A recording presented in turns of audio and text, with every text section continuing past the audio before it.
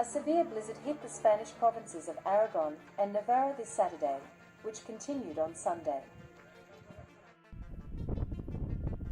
The amount of snow that has fallen already reaches 40 centimeters in some places.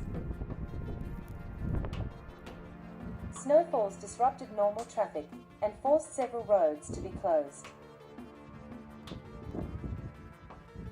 There were several road accidents and congestion on the roads.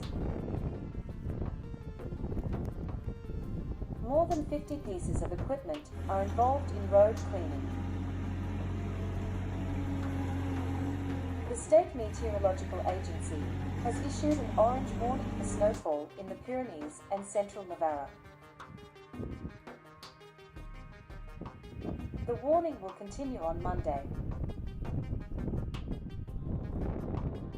In these areas, wind gusts at a speed of 70 km per hour are also possible.